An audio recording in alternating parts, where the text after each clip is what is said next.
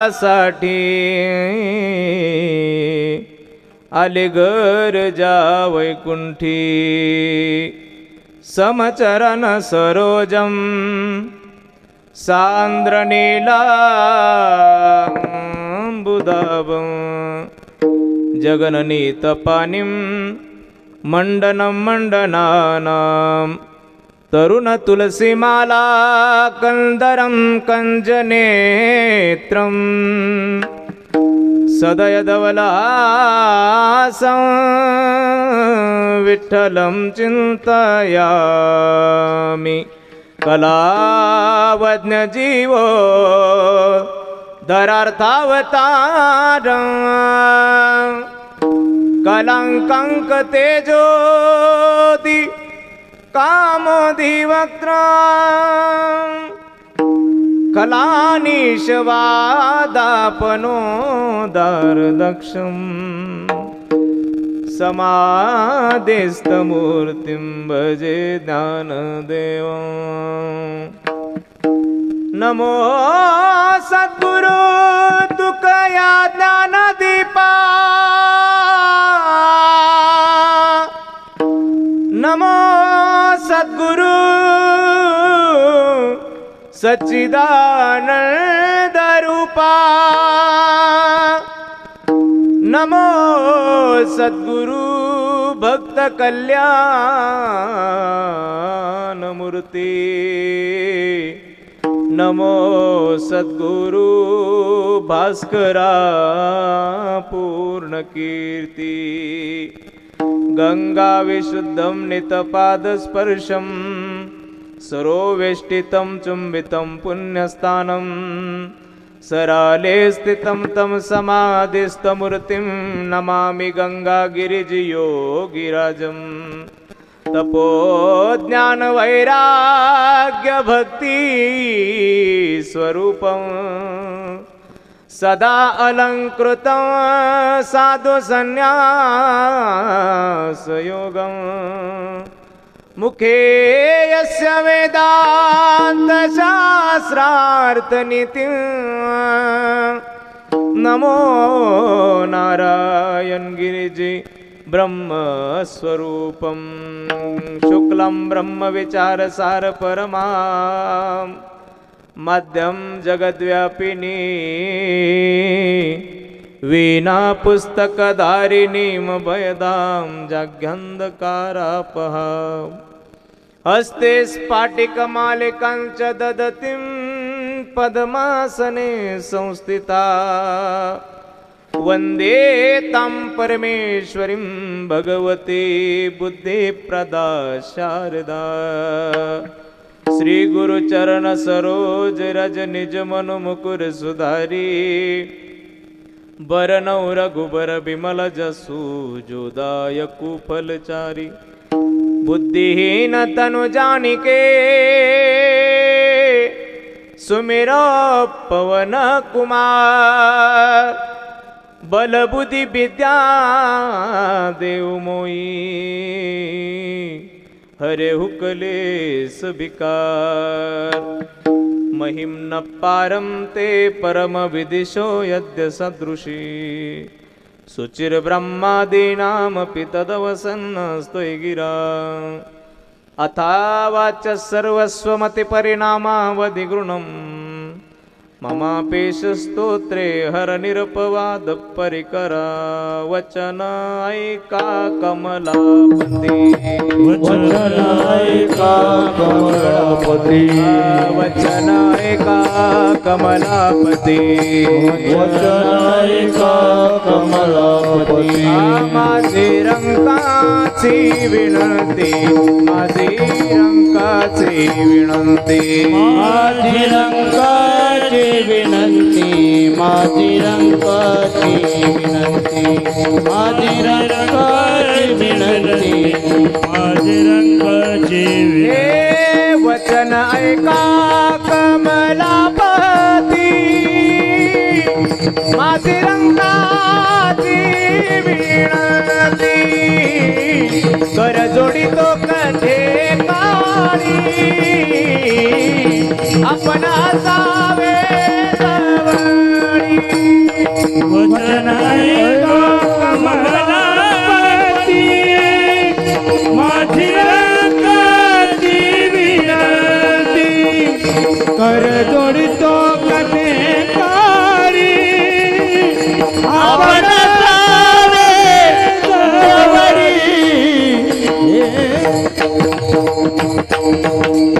वचन ऐका कमलापती माझी रंकाची विनंती कर जोडितो कथे काळी आपण असावे जवळी मस्तक माझा पायावरी या वारकरी संतांच्या मंगल भावना अमंगल हारी द्रवउषु दशरथ अजिर बिहारी सीताराम चरित अति पावन मधुर सुरस अरो अति मन भावन पुनि पुनि कीर्तनियो सुनिए सुनाई दिल की प्यास बुझत न बुझाई जय रघुनंदन जय सिया राम जय रघुनंदन जय सिया राम धन्य ते संसारी धन्य ते संसारी दयावंत जे अंतरी इको थोडा कमी येथे उपकारासाठी आले घर ज्या वैकुंठी प्रस्तुत साधू संतांच्या पदस्पर्शाने पावन पुनीत झालेल्या महाराष्ट्राच्या मातेला वंदन करून कैवल्य साम्राज्य चक्रवर्ती श्रीमंत श्री ज्ञानोबराया जगद्गुरु श्री तुकोबराय योगीराज सद्गुरु श्री गंगागिरीजी महाराज स्वानंद सुखनिवासी सद्गुरु जोग महाराज स्वानंद सुखनिवासी सद्गुरु श्री नारायणगिरीजी महाराज सकल वारकरी संतांच्या ठिकाणी साष्टांग प्रणिपात करतो अधिष्ठान दैवत श्री गजानन स्वामी महाराजांच्या चरणावरती नाही आत्ता काय केलं भोंगा चालू आत्ता काहीतरी बदल झाला भोंगा वाढवला का हा का हे याचा आवाज द्या परत तसा आहे तसंच आधीचा होता गजानन स्वामी महाराजांच्या चरणावरती कोटी भावने वंदन करतो आणि माझ्या कीर्तन सेवेला सुरुवात करतो सेवेला सुरुवात करण्यापूर्वी वक्ता संबंधाने काहीसा परिहार दिनक्रम प्राप्त आहे आणि म्हणून परिहार द्यायचा आहे तो असा असणाऱ्या पुण्यक्षेत्र मालेवाडा तालुका भिवापूर जिल्हा नागपूर या मालेवाड्याच्या पुण्य परिसरामध्ये पुण्यभूमीमध्ये साधू संतांच्या भगवंताच्या अनंत कृपा आशीर्वादाने प्रभू श्री रामचंद्रजींच्या भगवान श्री हनुमंतरायांच्या अनंत कृपेने सुरू असलेला हा अखंड हरिनाम सप्ताह ग्रंथराज श्री ज्ञानेश्वरी पारायण सोहळा श्री रामकथा तथा कीर्तन महोत्सव असा भरगच्च सुरू असलेला हा कार्यक्रम या कार्यक्रमातील आजच्या 6व्या दिवसाची कीर्तन सेवा आपल्या सर्वांच्या वतीने माझ्याकडे प्राप्त आहे। या 6व्या दिवसाच्या कीर्तनासाठी मी या ठिकाणी उपस्थित आहे। अत्यंत सुंदर असा सोहळा, अत्यंत सुंदर अशी व्यवस्था, मंडप व्यवस्था, साऊंड सिस्टीम व्यवस्था, गायनाचार्य, मृदंगाचार्य महाराज मंडळींची व्यवस्था, त्याचबरोबर कीर्तनकाराचं कीर्तनासाठी मंडपामध्ये प्रवेशद्वारामध्ये स्वागत करण्याची सुंदर व्यवस्था, या सगळ्या व्यवस्था अत्यंत सुंदर आहेत। आपल्या सर्वांना विशेष धन्यवाद देतो। खूप सुंदर अशा पद्धतीने आपण कीर्तनकाराला कितीही लांबून आला तरीसुद्धा त्याला थकवा जाणवणार नाही याची केलेली व्यवस्था, म्हणून आपल्या सर्वांना विशेष धन्यवाद आहे। आपल्या सर्वांना खूप सुंदर अशी व्यवस्थेसाठी विशेष धन्यवाद देतो। अत्यंत गोड अशा पद्धतीने या ठिकाणी कीर्तनाला सुंदर करण्यासाठी उपस्थित मान्यवर मंडळी, त्यामध्ये प्रामुख्याने ज्यांच्या श्रीमुखातून या ठिकाणी आपल्याला 8 दिवस भगवान प्रभू श्री रामचंद्रजीची मर्यादा पुरुषोत्तम एक पत्नी एक वचनी मर्यादा पुरुषोत्तम प्रभू श्री रामचंद्रजींची जी जीवनचरित्र कथा अर्थात रामायण या ठिकाणी ऐकायला मिळते, ते परम वंदनीय आपल्या गावावरती ज्यांचं नितांत प्रेम नितांत श्रद्धा आहे, आपल्या सर्वांना मार्गदर्शित करणारे परम वंदनीय गुरुवर्य पंढरीनाथजी बाबा पिंपळे महाराज या ठिकाणी उपस्थित आहे। बाबांच्या चरणावरती नतमस्तक होतो। एकदा जोरदार टाळी बाबांसाठी वाजवा। गुरुवर्य बाबा या ठिकाणी उपस्थित आहेत। त्याचबरोबर उपस्थितांमध्ये आदरणीय वंदनीय श्रीमान हरिभक्तपरायण शंकरजी आदरणीय वंदनीय शंकरजी बाबा या ठिकाणी आहेत। एकदा त्यांच्यासाठी जोरदार टाळी वाजवा। ते या ठिकाणी उपस्थित आहेत। त्याचबरोबर आदरणीय हरिभक्तपरायण चावके महाराज, आदरणीय वंदनीय चावके बाबा या ठिकाणी आहेत। बाबांच्याही चरणावरती नतमस्तक होतो। टाळी वाजवा, टाळी वाजवायला विसरू नका। हां, टाळी, त्यांनाही विशेष धन्यवाद। त्यांच्याही चरणावरती नतमस्तक होतो। कार्यक्रमाला सुंदर करण्यासाठी उपस्थित गायनाचार्य, मृदंगाचार्य महाराज मंडळी, त्यामध्ये सुंदर असे 2 चोपदारे। वास्तविक पाहता गरमी खूप आहे। एवढी गरमी असताना सुद्धा चोपदाराचा ड्रेस घालून उभं राहणं म्हणजे तुमची खूप हिंमत आहे। मग त्या हिमतीला दाद दिली पाहिजे। तुम्हाला विशेष धन्यवाद आहे। खूप गरम होतं आहे, पण तरीसुद्धा आपल्या या कार्यक्रमाचं सौंदर्य टिकून राहण्यासाठी ही सगळी मंडळी ह्या सगळ्या गोष्टी करतात आहे। त्यांच्याही चरणावरती नतमस्तक होतो। इकडे विनेकरी बाबा आपल्याही चरणावरती नतमस्तक होतो। सर्वच मान्यवर वारकरी टाळकरी माझ्या भगिनी या ठिकाणी आहेत. इकडे माझ्या माता माऊल्या उपस्थित आहे. आपल्या सर्वांच्या चरणावरती कोटी भावाने मुक्ताई जनाई समजून नतमस्तक होतो, ज्ञानोबा तुकोबराय समजून नतमस्तक होतो. गाण्याच्या सुंदर साथीसाठी उपस्थित वंदनीय श्रीमान हरिभक्तपरायण हेमंतजी महाराज तेजने या ठिकाणी आहेत. अत्यंत गोड बाबांचा आवाज आहे. महाराजांच्या अत्यंत सुंदर अशा पद्धतीच्या आवाजामध्ये आपण सुरुवातीची चाल ऐकली. वंदनीय हरिभक्तपरायण नामदेवजी महाराज बाळबुदे, तुम्हीच ते बाबांचं काय नाव आहे? सुभाषजी महाराज या ठिकाणी आहेत. सुभाषजी महाराज चंदन बावनेवरून आहेत. बाबांच्याही चरणावरती नतमस्तक होतो. सोमेश्वरजी महाराज आहेत, तुकारामजी महाराज आहेत, प्रशांत महाराज आहेत, विठ्ठल महाराज आहेत, दामोदर महाराज आहेत आणि सर्वच मान्यवर टाळकरी वारकरी आहे. एकदा जोरदार टाळी यांच्यासाठी सगळ्यांसाठी वाजवा. या सर्वांच्या चरणावरती नतमस्तक होतो. पाखवाजाची अत्यंत गोड साथ, अगदी एक सारखा पाखवाज दोघांनी वाजवावा. म्हणजे काही वेळा दोन पाखवाजे असले का एक त्याच्या बाजूला ओढतो आणि दुसरा त्याच्या बाजूला ओढतो.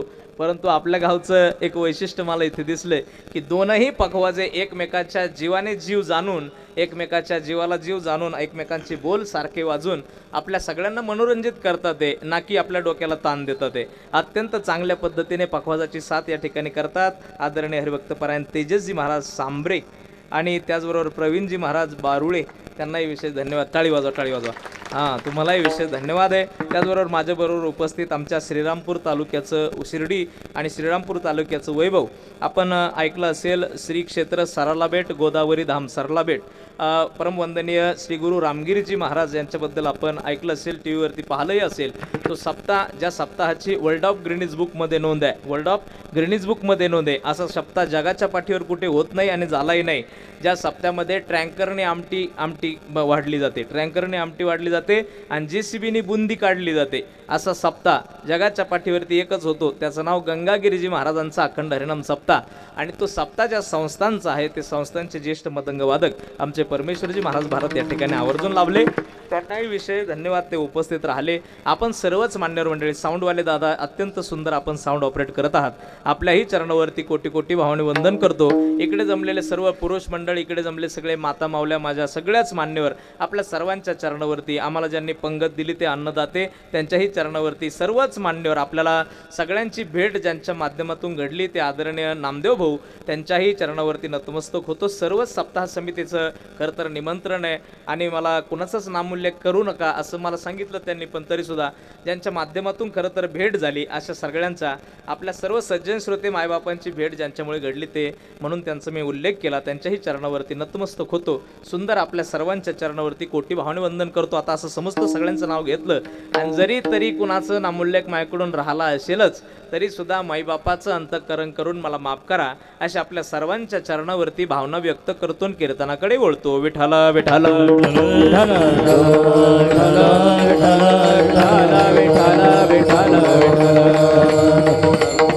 सेवेकरता निवडलेला अभंग महान भगवत भक्त विश्ववंद्य महाराष्ट्रभूषण कनकाई बोलवा पुत्र पंचमवेद निर्माते जगद्गुरु जगद्वंदनीय श्रीमंत संत श्रेष्ठ श्री तुकोबरायांचा चार चरणाचा अत्यंत सुंदर गोड जगद्गुरु तुकोबराय या अभंगाच्या माध्यमातून संतपर चिंतन करतात. जगद्गुरु तुकोबराय म्हणतात संत मृत्यू लोकात येतात आणि त्या संतांना ओळखण्यासाठीची काही लक्षणं महाराज या अभंगाच्या माध्यमातून आपल्याला या ठिकाणी देतात. कारण संत तुमच्या आमच्यामध्ये वावरत असताना त्यांना ओळखता आलं पाहिजे. जर त्यांना ओळखता आलं तर जीवाचं कल्याण होण्याची 100% गॅरंटी आहे.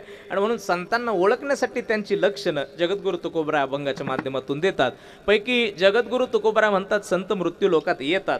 बघा, येण्या जाण्याच्या काही प्रक्रिया आहे. माझं बोललेलं कळतं ना तुम्हाला?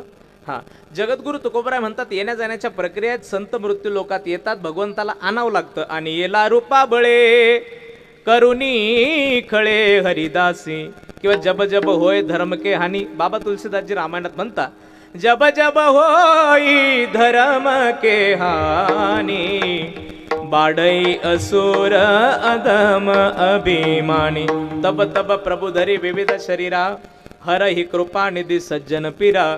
महाराज म्हणतात या मृत्यू लोकात सज्जनावरती एकदा अत्याचार व्हायला लागला, धर्मावरती ग्लानी यायला लागली की भगवंत अवतार घेतो. दुर्जनाचा संहार करण्यासाठी देव अवतार घेतो. त्याला आणावं लागतं, देवाला आणावं लागतं. संत येतात आणि तुम्हाला मला यावं लागतं. ज्ञानोबरायची ओवी आहे. ज्ञानोबराय असं म्हणाले आगा कर्मी जे उरावे तै सुख दुःख फळावे आणि तया ते भोगावया यावे देही एक.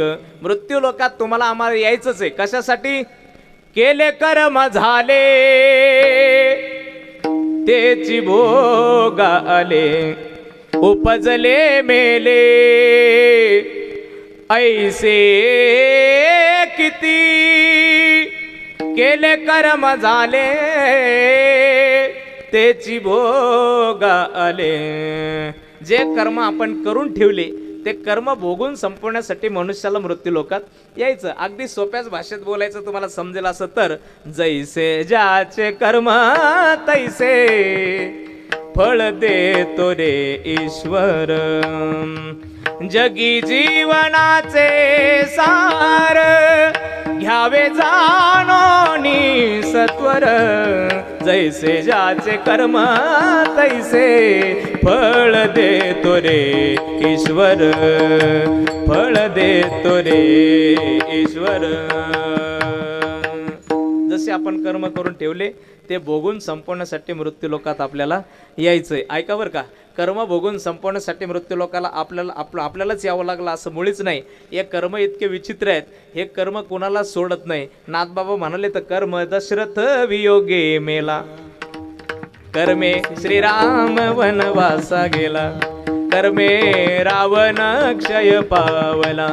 वियोग घडला सीता देवीसी. महाराज म्हणाले कर्मे दशरथ वियोगी मेला. दशरथ कोण आहे? दशरथ तुमचा मालेवाड्यातला नाही, राजा दशरथ. राजा दशरथ म्हणजे रामप्रभूंचे पूज्य पिता श्री राजा दशरथ. कर्मे दशरथ वियोगी मेला. किती वियोगाने, अक्षरशः 4 पुत्र झाले पण राजा दशरथाच्या शेवटच्या क्षणाला राम राम करून मारावं लागलं. राम राम कही राम, राम राम कही राम. राम राम म्हणून मारावं लागलं. हातपाय खुडत मारावं लागलेलं राजा दशरथाच्या जवळ जगाचा मायबाप असलेला राम पुत्र असून सुद्धा अंतकाळाच्या वेळी पुत्र नाही, एकही पुत्र नव्हता. याला कर्म म्हणतात. फार विचित्र आहे. रामाला राजा दशरथाला मारावं लागलं. रामप्रभूला विश्वाच्या नायकाला 14 वर्षाच्या वनवासाला जावं लागलं.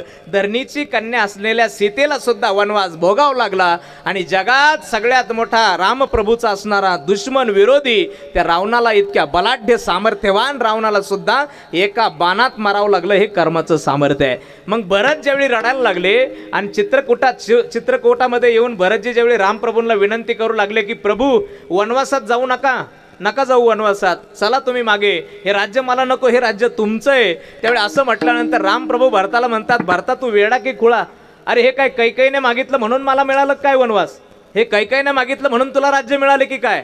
अरे कैकेयीने मागितलं म्हणून मला नाही, कैकेयीने मागितलं म्हणून तुला नाही. राजा दशरथांनी दिलं म्हणून मला वनवासानं, राजा दशरथांनी दिलं म्हणून तुला राज्य नाही. मग भरतजी विचारतात, प्रभू जर बापाने दिलं नाही म्हणजे राजा दशरथांनी दिलं नाही, कैकेयीने मागितलं म्हणून जर मला मिळालं नाही आणि म्हणून जर तुम्ही वनवासाला नसेल तर आपण वनवासाला चाललात कशासाठी आणि मला राज्य मिळालंय कशामुळे? त्यावेळी रामप्रभूंनी फार सुंदर सांगितलं. गीत रामायणामध्ये त्याचं सुंदर वर्णन आहे. गदी माडगुळकर लिहितात आणि सुधीर फडके गातात. दैव जात दुःखे वरता दोष ना कुणाचा, पराधीन आहे जगती पुत्र मानवाचा, दोष ना कुणाचा. माय कैकेयीना दोषी नव्हे दोषितात, राज्य त्याग कानन यात्रा असे कर्म जात. खेळ चालला रे माझ्या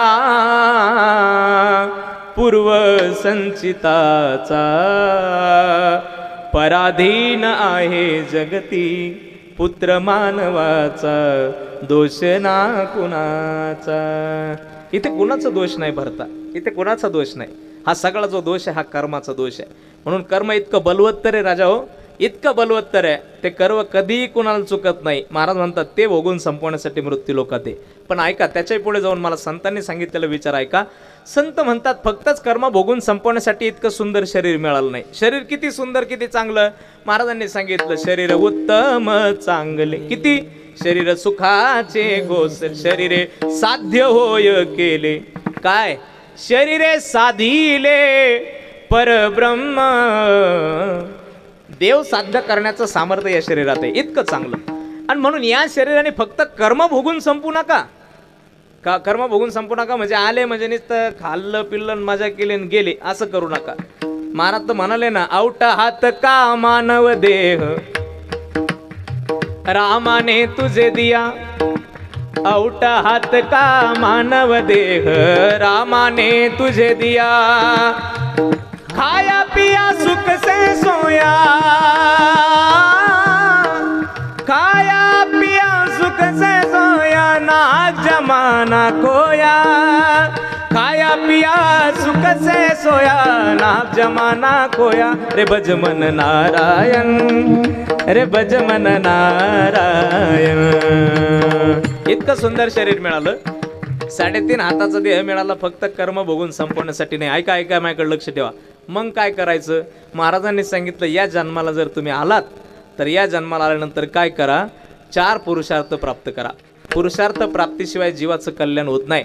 पुरुषार्थ प्राप्तीशिवाय ये मनुष्य देहाचा सार्थक होत नाही. महाराज म्हणाले धर्म अर्थ काम मोक्षानाम यद्य कोपी न विद्यते अजागल स्थलशैव तस्य जन्म निरर्थकाः. शास्त्र म्हणालं धर्म अर्थ काम आणि मोक्ष हे 4 पुरुषार्थ जीवाने प्राप्त करावे आणि जर नाही जमलं तर तस्य जन्म निरर्थकाः. मग जर जमलं नाही तर महाराज म्हणतात जन्माला याला पुढे काय तुमच्याकडे म्हण नाही की तुमच्याकडे नाही की म्हण जन्माला ह्याला आणि पाणी वाहून मेला असे आमच्याकडे म्हण आहे. तुमच्याकडे कदाचित नसेल, अंतर बरंच लांब आहे. 700 किती बरं 800 700 750 किलोमीटर तुमच्याकडे नसेल. जन्माला येऊन सार्थक झालं नाही. जन्माला आल्याचं सार्थक करायचं असेल तर पुरुषार्थ प्राप्त करायचे, धर्म प्राप्त करायचा, अर्थ पुरुषा काम प्राप्त करायचा, मोक्षही मिळवायचा. म्हणजे काय करायचं? 4 सिद्धांत सांगतो, लक्षात ठेवा. पहिला सिद्धांत सांगितला या जगाने आपल्यावरती प्रेम करावं, जगाने आपल्याला आपलं म्हणावं. दुसरा सिद्धांत सांगितला शरीराने आपल्यावरती प्रेम करावं, शरीराने आपलं ऐकावं. तिसरा सिद्धांत सांगितला काळाने आपल्यावरती प्रेम करावं, काळाने आपलं ऐकावं. आणि चौथा सिद्धांत सांगितला देवाने आपल्यावरती प्रेम करावं, देवाने आपलं ऐकावं. पहिलं काय सांगितलं मी? काही सांग म्हणा, 10च्या आत सांग म्हणा फक्त, आहे की नाही? पहिलं काय सांगितलं? परत ऐका. पहिलं सांगितलं जगाने आपलं ऐकावं, जगाने आपल्यावरती प्रेम करावं. दुसरं सांगितलं काळाने आपल्यावरती प्रेम करावं, शरीराने आपल्यावरती प्रेम करावं आणि देवाने आपल्यावरती प्रेम करावं. कोणी प्रेम करावं? पहिलं जगाने आपल्यावरती प्रेम करावं. जगाने आपल्यावरती प्रेम करण्यासाठी काय करावं लागतं? कान माझ्याकडे ठेवा. फक्त रक्तासाठी जगून जग आपल्यावरती कधीच प्रेम करत नाही. ऐका, रक्तासाठी जगणाऱ्या माणसावरती समाज कधीच प्रेम करत नाही. मातीसाठी जगणाऱ्या माणसाला समाज कधी विसरत नाही. परत ऐका, रक्तासाठी जगलेल्या माणसाला समाज कधीच लक्षात ठेवत नाही आणि मातीसाठी जगलेल्या माणसाला समाज कधीच विसरत नाही. हा इतिहास आहे आणि म्हणून या इतिहासाला मी लक्षात ठेवलं पाहिजे. परोपकार करावा लागेल. परोपकार परोपकार केला म्हणजे काय? परोपकार म्हणजे दुसऱ्यासाठी जगावं लागेल आणि दुसऱ्यासाठी जगला की समाज कधीच विसरत नसतो. मग संपत्ती किती कमवली हे समाज लक्षात ठेवत नाही, तो शिकला किती हे समाज लक्षात ठेवत नाही. विदर्भातले म्हणजे आपल्याकडले गाडगेबाबांचं एक सुंदर दृष्टांत तुम्हाला सांगतो. राष्ट्रसंत गाडगेबाबांची पंढरपूरच्या दिशेने एक दिंडी असायची. जसं आषाढीच्या वारीला आपण पंढरपूरच्या दिशेला चालतो तसं गाडगेबाबांची एक स्वतंत्र दिंडी असायची आणि गाडगेबाबाची दिंडी घेऊन चालत असताना त्यांच्याबरोबर एक 10-5 साधक असायचे. बाबांची दिंडी सगळ्यात मागं चालायची आणि सगळ्या दिंड्या पुढे चालायच्या. सगळ्या दिंड्या एकदा पंढरपूरला निघाल्या की पंढरपूरच्या दिशेने जाताना काय करतो आपण? पंढरपूरला जातात का तुम्ही? गेलंय का कोणी याच्यातलं? गेलंय. पंढरपूरला चालताना वारकऱ्याचा काय नियम असतो? नाही, काहीच नियम नसतो. वारकऱ्याचा नियम गात जागा, गात जागा, गात जागा,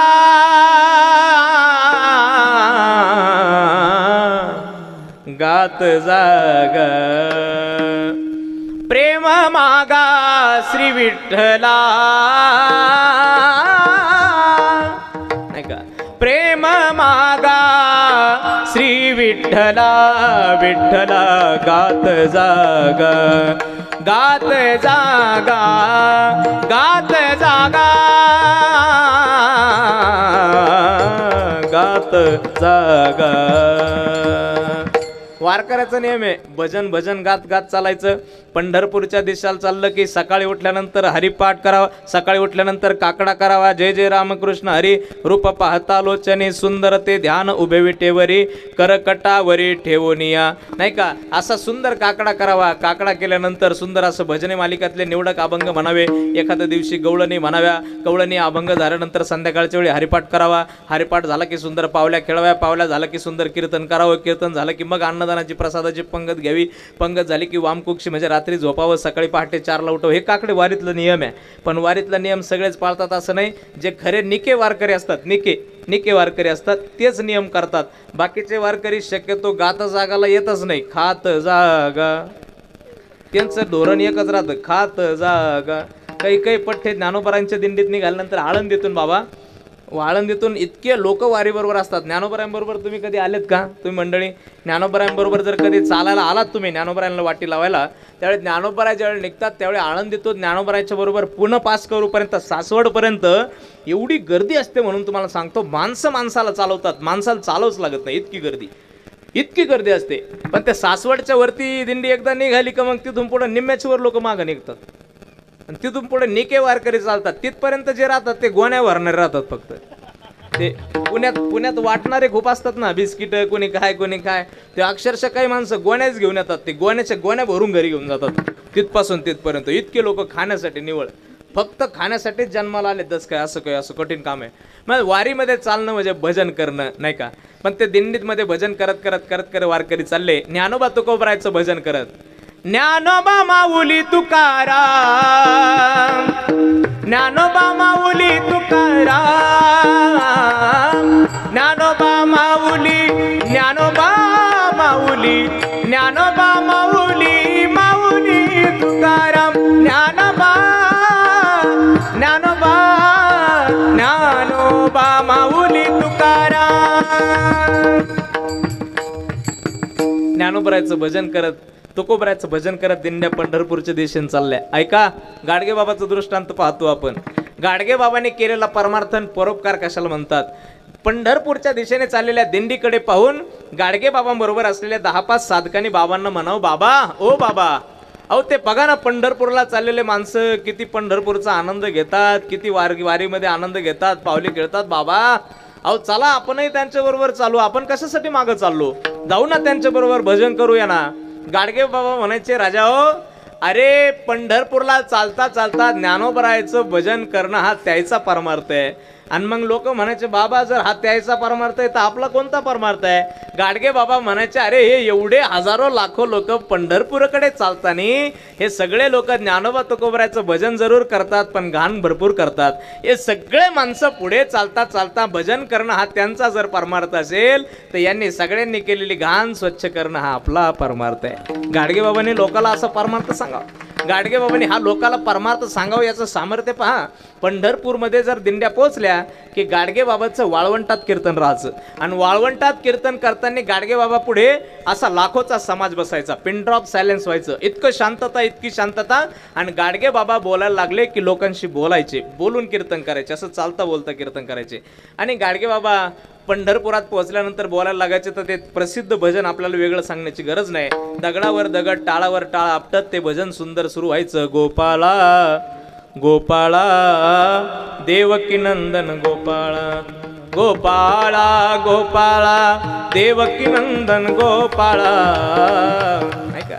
गोपाळाचं भजन व्हायचं. आणि भजन झालं की गाडगे बाबा लोकांशी बोलायला लागायचे. ऐका, खूप सुंदर बोलायचे. गाडगे बाबा लोकायला म्हणायचे खाली बसलेल्या, का रे लोक, ए लोक, तुम्ही पंढरपूर आले, कशाले आले रे?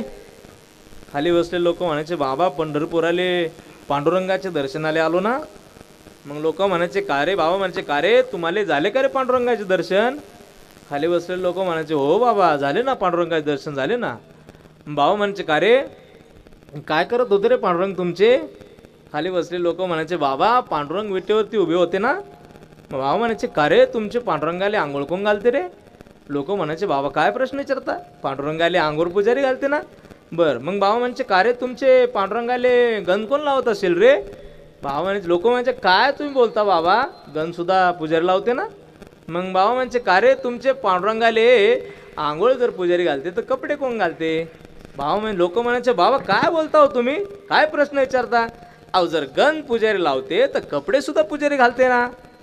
मग असं म्हटल्यानंतर गाडगे बाबा एक वाक्य बोलायचे, माफी मागून बोलतो. संप्रदायामध्ये आणि अनेक विचारवंत मंडळींनी गाडगे बाबांना नास्तिक विचारवादी असं म्हटलेलं आहे, पण गाडगे बाबांच्या विचाराच्या मागे, शब्दाच्या मागे खूप मोठं ज्ञान होतं. ते ज्यांना कळालं त्यांनी गाडगे बाबांना डोक्यावरती घेतलं. गाडगे बाबा एक वाक्य बोलायचे, पंढरपूरच्या वाळवंटात उजव्या बाजूला पांडुरंगाचं मंदिर आहे, घाट आहे, घाटाच्या खाली वाळवंट आहे, आणि इकडे चंद्रभागा आई आहे. चंद्रभागा आई सुद्धा गाडगे बाबा बोलायला लागले ना तर खळखळ खळखळ आवाज करायची नाही, शांत होऊन जायची. बाबाचं वाक्य इथं बोलले की तिकडे लाखो वारकऱ्यांना ऐकायला जायचं, इतकी शांतता व्हायची, इतका अधिकार बाबांचा होता. आणि बाबा बोलायला लागल्यानंतर सगळं असं बोलून झालं की गाडगे बाबा म्हणायचे, जर का रे तुमचे देवालय कपडे कोण घालते? लोक म्हणायचे देवालय कपडे पुजारी घालते ना. मग गाडगे बाबाचं एक वाक्य ऐकून जा.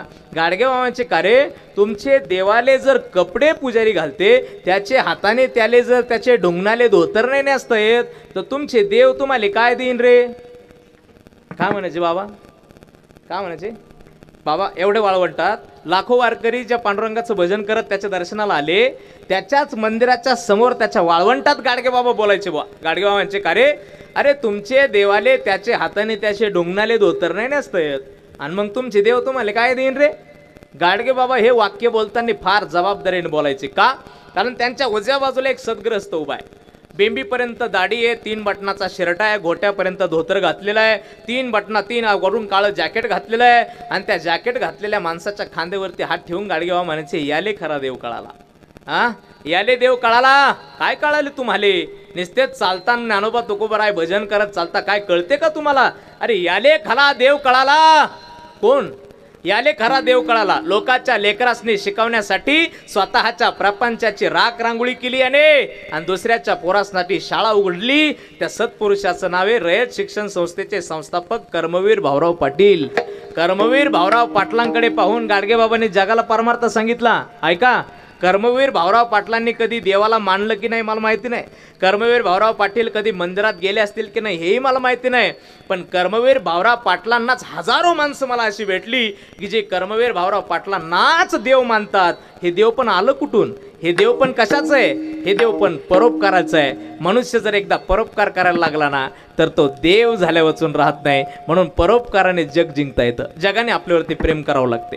छत्रपती शिवाजी राजाने वयाच्या 16व्या वर्षी रायरेश्वराच्या पिंडीवरती रक्ताचा अभिषेक केला, आणि रक्ताचा अभिषेक केलेल्या छत्रपतींनी सगळ्याच मावळ्यांना शपथ दिली होती. 18 पगड जातीतील मावळ्यांना, 12 बलुतेदारांना शपथ दिली होती, पोरांनो जगायचंय स्वराज्यासाठी, मरायचंय स्वराज्यासाठी. आणि स्वराज्याची शपथ दिलेले मावळे एकत्र होऊन एक एक किल्ला आणत होते, आणि छत्रपती शिवाजीराजे त्यांना मार्गदर्शन करत होते. अरे स्वतःच्या रक्तासाठी नाही, स्वतःच्या रक्तासाठी नाही, परोपकारासाठी, दुसऱ्यासाठी. माय मावल्यांची आबरू लुटली जात होती, जनतेवरती पाहिजे तसा अत्याचार केला जात होता. आमचे शेत, आमचे घर, आमचा परिवार, आमच्या बायका, आमच्या आया, सगळं आमचं होतं, पण पाहिजे तसा अत्याचार आमच्या समोर केला जात होता. आणि तो अत्याचार संपवण्यासाठी, बगावत करण्यासाठी एक पुत्र पुढे आला होता, त्याचं नाव छत्रपती शिवाजी महाराज होते. आणि ते छत्रपती जसे पुढे आले तसे हातात तलवार घेऊन स्वतःचा विचार केला नाही, स्वराज्याचा विचार केला.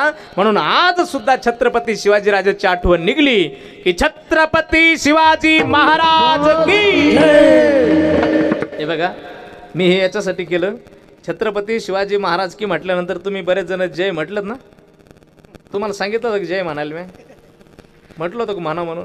तुम्ही केला ना, मनाने उद्योग केलाच ना. तुम्ही का केला, कशासाठी केला? तुम्ही म्हणता बाबा तू सांगायची गरजच नाही, छत्रपतींचं नाव आल्यानंतर जय म्हणा हे सांगण्याची तुझी गरजच नाही. काय गरज आहे? आमच्या राजाचं नाव आल्यानंतर जय आपसूक आमच्या हृदयातून येतं. कशासाठी? कारण त्या छत्रपतीने आमच्या तुमच्यासाठी आपलं प्राणाची आहुती. 52 वर्षाचा विषय, वयाच्या 16व्या वर्षी रायरेश्वराच्या पिंडीवर रक्ताचा अभिषेक करणारा, वयाच्या 22व्या वर्षी औरंगजेबाचा कोथळा बाहेर काढणारा, वयाच्या 32व्या वर्षी 37व्या वर्षी औरंगजेबाचा समाचार घेण्यासाठी आग्र्याला जाणारा, आणि वयाचे 52 वर्ष जगणारा, वयाचे 35 वर्ष हातात तलवार घेऊन तुमच्या माझ्यासाठी लढणारा, जगाच्या पाठीवरचा एकमेव वीर म्हणजे छत्रपती शिवाजी महाराज आहे. म्हणून या भगव्याकडे पाहिलं की आजही आम्हाला आठवण येते, आठवण येते क्षणाक्षणाला. भगवा झेंडा दिसल्यावर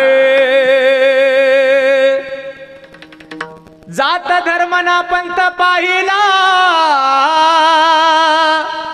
जगला राजा माणुसकीवर, पुन्हा जन्म घ्या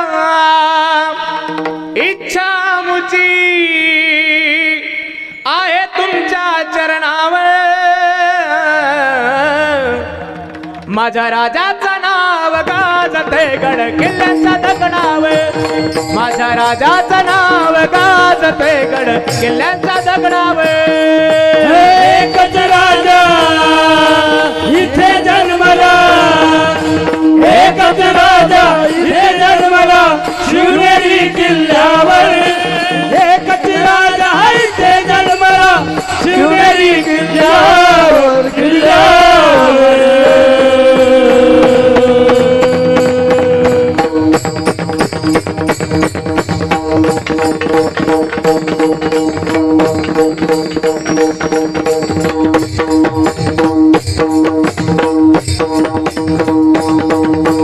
राजाचे नाव गाजते गड किल्ल्याच्या दगडावर शिवरायाचे नाव गाजते गड किल्ल्याच्या दगडावर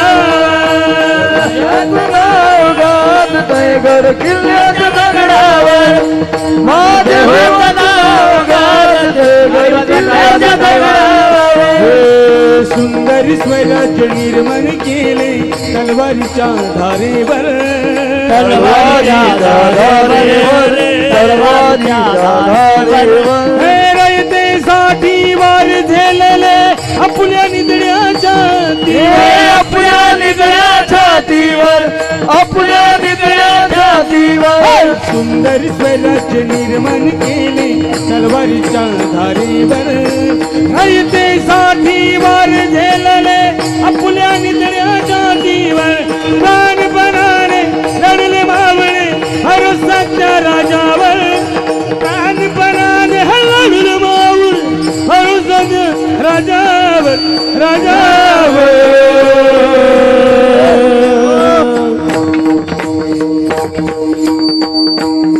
माझ्या राजाचं शिवरायाचं माझ्या देवाचं नाव गाजते किल्ल्याच्या दगडावर शिवरायाचं नाव गाजते गड किल्ल्याच्या दगडावर एकच राजा इथे जन्मला शिवनेरी किल्ल्यावर एकच राजा इथे जन्मला शिवनेरी किल्ल्यावर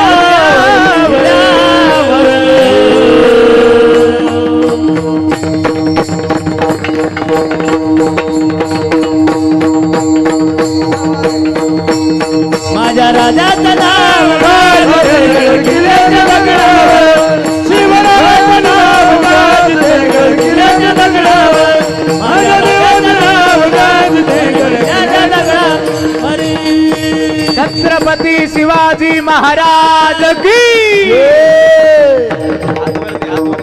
हात वरती हात हाताशी असे नाही करे हे असं काय असे असे सरळ असे हात वरती करायचे आणि मग जय म्हणायचं अजिबात हात खाली घेऊन हा छत्रपती शिवाजी महाराज की छत्रपती संभाजी महाराज की हर हर हर हर प्रभु रामचंद्र भगवान की धन्यवाद धन्यवाद धन्यवाद या खाली हात घ्या महाराजांसाठी टाळी वाजवा हेमंत बाबांसाठी वा वा धन्यवाद खूप जोड आणि या दोघांसाठी परत वाजवा हा आठवण येते क्षणाक्षणाला भगवा झेंडा दिसल्यावर जात धर्मना पंथ पाहिला जगला राजा माणुसकीवर पुन्हा जन्म घ्या इच्छा आमची आहे तुमच्या चरणावर माझ्या राजाचं नाव गाजते गड किल्ल्यांच्या दगडावर भगव्याकडे पाहिल्यानंतर छत्रपतीची आठवण येते ऐका बरं का भगवाकडे पाहिल्यानंतर छत्रपतींची आठवण येते याला परोपकाराचं जगणं म्हणतात इथं बसलेले एवढे माणसं आहे मला सगळ्यांना एक विनंती एक खरं प्रश्नाचं उत्तर खरं सांगा इथे बसलेले किती माणसं असे बसले ज्याच्या घरामध्ये आपल्या आज्याचा पंजोबाचा फोटो आहे पंजोबा कळतो ना तुम्हाला पंजोबा हां आहे मग तुमच्याकडे आहे खापर पंजोबा म्हणजे त्याच्या अगोदरचा आहे नाही त्याच्या ढोपर पंजोबाचा त्याच्या अगोदरचा आहे निपर पंजोबा त्याच्या अगोदरचा आहे आता पुढं नको विचारू ना मला अजून आपर वगैरे विचारायचे होते पण नाही विचारा जाऊ दे बरेच माणसं म्हणते खापरण निपरण ढोपरण आपरण इतक्या लांब कुठं चालले बाबा इथं म्हाताऱ्याचाच फोटो नाही आमच्या घरात मग आता का नाही फोटो का माफी मागून विचारतो का नाही अरे ज्या रक्ताने आपल्याला जन्म दिला, ज्या रक्ताने आपल्याला लहानचं मोठं केलं, तर हाताच्या फोडासारखं वाढवलं, पैशाला पैसे लावून प्रॉपर्टी वाढवली, कागदाला कागद लावून संपत्ती वाढवली, त्या रक्ताचा फोटो आपल्या घरात नाही. इतके बेईमान माणसं आहेत आपण. ज्या रक्ताने आपल्याला एवढं सगळं दिलं, त्या रक्ताचाच फोटो आपल्या घरात नाही. इतके बेईमान माणसं आहेत आपण. माझ्या सगळं आपण सगळे एवढे बेईमान आहेत. मग त्या रक्ताचा फोटो आमच्या घरात का नाही? त्या रक्ताचा फोटो आम्हाला एक पिढीच्या पुढे भिंतीवरती दिसत नाही. घरात फोटो रात्री जरूर राहतो, पण म्हाताऱ्याचा नातू जेव्हा मोठा होतो ना, त्यावेळी तो म्हणतो, अरे या म्हाताऱ्याचा फोटो कवर ठेवायचा, आता खराब झाला ना, जाऊ दे. नदीला पाणी आलंय, नदीला पाणी आलं का म्हातारा नदीत नेऊन सोडला जातो, परत आणला जात नाही. ऐका माई बाप, परत आणला जात नाही. पण त्याच भिंतीवरती असलेला माया छत्रपती शिवाजी राजाचा फोटो खराब झाल्यानंतर त्याच नदीत टाकला जातो, पण बाजारात गेल्यानंतर परत नवीन आणला जातो. याला परोपकाराचं जगणं म्हणतात.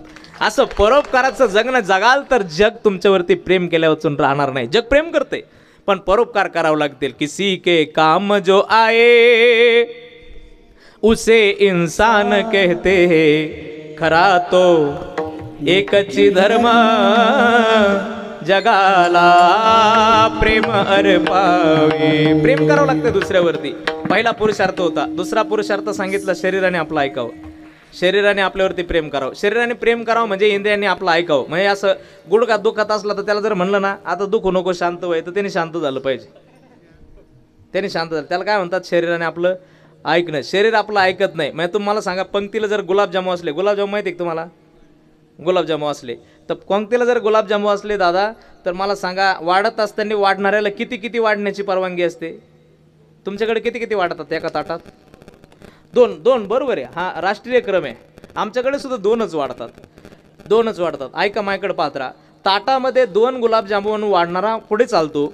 2 गुलाबजामू वाढून वाढणारा पुढे चालत असताना एखाद्याला जर जास्त गुलाबजामू आवडतात, खूपच आवडतात गुलाबजामू, अतिच आवडतात, जीवाच्याही पलीकडे, तर आवडणारा माणूस काय करतो माहिती आहे का?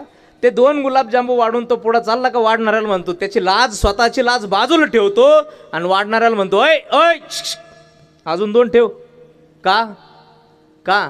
कारण त्याची जीभ त्याच्या ताब्यात नाही. जीभ ताब्यात नाही. असं इंद्रिय जिंकणं खूप अवघड आहे. शरीर ताब्यात नसणं खूप अवघड आहे. शरीर ताब्यात ठेवणं खूप अवघड आहे. जगद्गुरु तुकोबराय म्हणतात, माझे इंद्रिय अजिबात नाही, माझ्या पुढं नाही चालणार. फक्त एकाच गोष्टीला माझं तोंड माझं ऐकत नाही. माझी मदत झाली, माझी मदत झाली अनावर वाचा, माझी मदत झाली अनावर वाचा, माझी मदत झाली अनावर वाचा, माझी मदत झाली अनावर वाचा,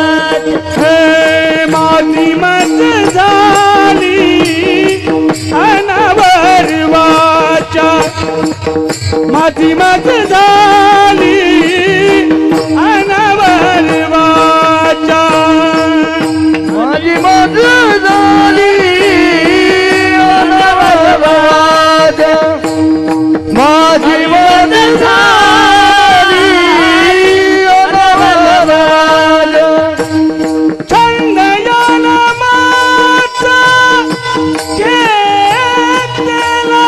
से, चंदयाला माता घेतला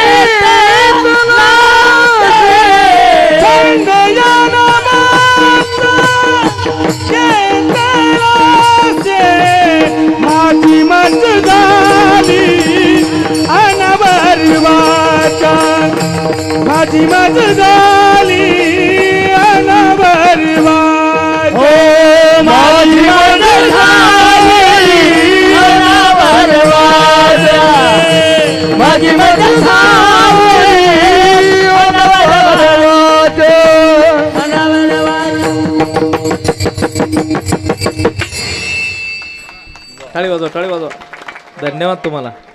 तुमच्या टाळीने एखादी चाल तुम्हाला आवडली. किती गोड गातात हेमंत महाराज सुद्धा आणि आदरणीय सुभाष बाबा. एवढे सुंदर आवाज आहे, इतका सुंदर गाणं आहे की त्या गाण्याला आपोआप टाळी निघली पाहिजे.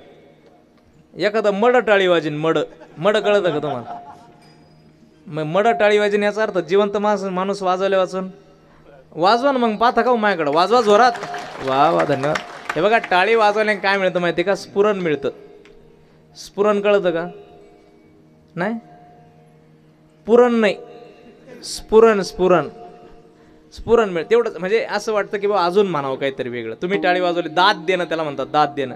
तुम्ही टाळी वाजवल्याने समाधान मिळतं. इथं का डबुल ठेवेल नाही आहे, तुमच्या टाळीने आनंद मिळतो, समाधान मिळतं की चला लोकांना आवडते, मग आपण चांगलं अजून काहीतरी करूया म्हणून टाळी वाजवत चला. एखादं कीर्तनकाराचं वाक्य आवडलं की टाळी वाजवायची, महाराजांचा पखवाज आवडला दोघांचा की टाळी वाजवायची, महाराजांचं सुंदर गाणं आवडलं की आपण टाळी वाजवायची. म्हणून सगळ्यांनी तुम्ही जर टाळी वाजवली तर मग सगळ्यांचं कीर्तन होतं. म्हणजे मी इथं कीर्तन करतो ते त्यांचं प्रमाण देतात, हे यांचं वाजवतात, आमची मंडळी सगळी पावली खेळतात, टाळ वाजवतात. तुम्ही नुसते भीटी पाहू नका, तुम्ही पण मध्ये मध्ये टाळी वाजवत चला. तुम्ही टाळी वाजवल्याने समाधान मिळतं. वाजवा विठाल.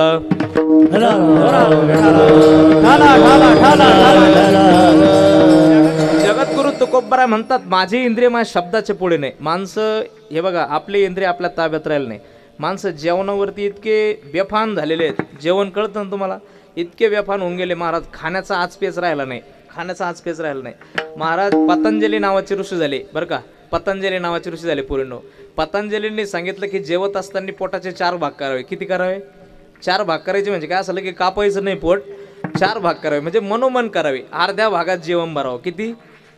तुम्ही ऐकता ना, अर्ध्या भागात जेवण भरावं, चतकुर भागात पाणी आणि चतकुर भाग. मी असंच विचारलं, म्हणलं अर्ध्या भागात जेवण, चतकुर भागात पाणी. चतकुर भाग कशासाठी ठेवायचा? मला एक जण म्हणे माव्यासाठी लागत होतं तंबाखू मावा.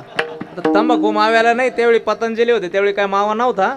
तसं पतंजलीचं म्हणणं होतं की अर्ध्या भागात जेवण भरलं की चतकुर भागात पाणी भरावं आणि चतकुर भाग हवेसाठी मोकळा ठेवा. आता लोक हवेला सोडा, पाण्याला सुद्धा जागा ठेवत नाहीत, पाण्याला इथपर्यंत जेवण करतात.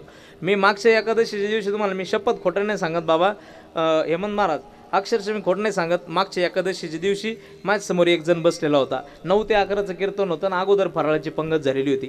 तुम्हाला सांगतो, मी असं कीर्तनात बोलता बोलता काहीतरी विनोद झाला तर त्या समोरच्या माणसाला ठसका गेला. त्यांनी काय बळच धरली होती एकादशी का काय माहीत नाही मला, त्याला असा ठसका गेला, अक्षरशः त्याच्या नाकातून साबुदाणा दाना उडाला. नाकातून शाबू इतका. खाण्याचं काही लिमिट आहे की नाही राव? नाही खा जेव. मी काय म्हणतो बाबा, पंगत जरी लोकांची तर पोट आपलं आहे ना, आपल्याला समजायला पाहिजे किती खावं किती नाही. तुम्हाला मी एक वर्ष श्राद्धाचं कीर्तन केलं तर माझ्यासमोर एक जण जेवायला बसला होता. जिलेबी आहे का तुमच्याकडे? जिलेबी त्याला काय म्हणता तुम्ही? एका जिलेबीची एटवड्याला येडा, कड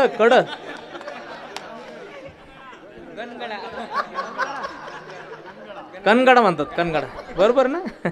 आमच्याकडं कड म्हणतात. लय आलं तर याच्यापेक्षा येटुळं म्हणतात. येटुळं असं गोल असतं ना, ते सापाचा वेटुळा असतो तसा येटुळं म्हणतात त्याला. कनगड. किती कनगडे खाल्ले असतील तिने, मी पाहत होतो. वर्ष श्राद्धाचं कीर्तन झालं, माझ्यासमोर असं एकदम बसलं होतं. किती कनगडे खाल्ले असतील जिलेबीची? अंदाज सांगा ना तुम्हाला. कुठं मागितली जिलेबी मी? किती 5? 5ने काय होतं राजा हो? 5 कुठं दातात तरी गोतत येत का 5? तुमचं सांगा किती? 72. किती? मी मोजले, माझ्या विश्वास ठेवा. 72 कडे खाल्ले. 72 माझ्यासमोर. अक्षरशः त्यांनी ढेकर द्यायला की हा केलं तर जिलेबी इथून दिसत होती अशी, इथून राम घालायची इतकी जिलेबी. आरामात काय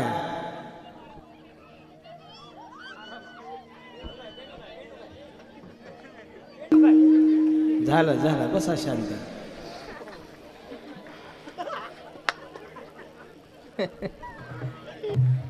तुम्ही नाही बोलल्यामुळं बेंडूक आलेली खरं सांगायचं. तुम्ही बोलती नाही ना माझ्या संग, त्याच्यामुळं बेंडकीला सुद्धा राग आला बा. आता बोला सगळे, नाही तर मग आता तरी बेंडकुळी आली, नाही तर आता पुढचा माणूस यायला बसला. हां बोला. किती 72 एटुळे. माझ्याकडे पहा, आता माझ्याकडे पहा. 72 एटुळे. अक्षरशः त्याने ढेकर द्यायला केला इथपर्यंत. इकडं पाहत राहा माझ्याकडं, इथपर्यंत जिलेबी दिसत होती. तर ते जिलेबी खाण्याचं काही नाही. मठ्ठा माहिती आहे तुम्हाला? पंक्तीला मठ्ठा होता, तर तो मठ्ठा शेवटपर्यंत आलेला नव्हता, पहिल्यापासून आलेला नव्हता. तो मठ्ठ्यावाला तिकडून मठ्ठ्याची बादली घेऊन आला. मठ्ठा.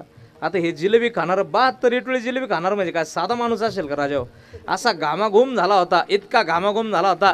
त्याने जसं त्या मठ्ठ्यावाल्याकडे पाहिलं, असा गार मठ्ठ्याकडे पाहिलं ना, त्याला असं वाटलं का बादली माझ्याकडे येईन. तर त्या मठ्ठ्यावाल्याला इतका तो वैतागला, तो म्हणे ए अरे तुम्हाला काही आकली आहे का? अरे पार पंगत उठायची वेळ झाली, तिकडे कुठं बॉम्बला तो मठ्ठा घेऊन इकडे. तो त्याच्याकडून जसा मठ्ठा हिसकून घेतला महाराज, त्याने मग्ग्या भरून मठ्ठा प्याला. तो किती? अहो इथपर्यंत जिलेबी खाल्लेला माणूस मग्ग्या भरून मठ्ठा प्याला. मी म्हणलं हिने जिलेबी इतकी खाल्ली तर जिलेबी ढेकर द्यायला केल्यावर जिलेबी दिसायची. मठ्ठा कुठं बसवला भाईने आता एवढा काय कसं काय बसता. मी म्हणलं भाऊ तुम्हाला विनंती आहे, हात जोडून विनंती आहे, तुम्ही इतकी जिलेबी खाली की तुम्ही अक्षरशः जिलेबी इथं दिसत होती, तुम्ही एवढा मठ्ठा बसवला कुठं माग्यावर. तो म्हणे बाबा तुम्हाला काही समजतं का. म्हटलं मला सारं समजतं, फक्त मठ्ठा बसवला कुठं तेवढं सांग. तेव्हा म्हणे बाबा मठ्ठ्याला जागाच लागती कायला. म्हटलं मग काय लागतं मठ्ठ्याला. म्हणे त्या जिलेबीच्या पोंगळ्या काय आल्या आहेत म्हणे. हे जिलेबीच्या पोंगळ्यात सुद्धा मठ्ठा भरवणारे जन्माला आलेले आहेत या मृत्यू लोका. मग इंद्रिय ताब्यात आणणं खूप कठीण आहे राजा. इथं आमची जीव आमच्या ताब्यात नाही तर इंद्रिय कधी ताब्यात द्यायचे. पण तुकोबराज सारख्या साधक संतांनी सांगितलं काम क्रोध बंदी खाणी तुका म्हणे दिले दोन्ही आणि इंद्रियाचे धनी आम्ही झालो गोसाई. इंद्रियाचे धनी आम्ही झालो गोसाई. इंद्रियाचे धनी आम्ही झालो गोसाई. इंद्रियाचे धनी आम्ही झालो गोसाई. काम क्रोध बंदी खाणी तुका म्हणे दिले दोन्ही त्या इंद्रियाचे धनी आम्ही झालो गोसावी. काम क्रोध बंदी खाणी तुका म्हणे दिले दोन्ही इंद्रियाचे धनी आम्ही झालो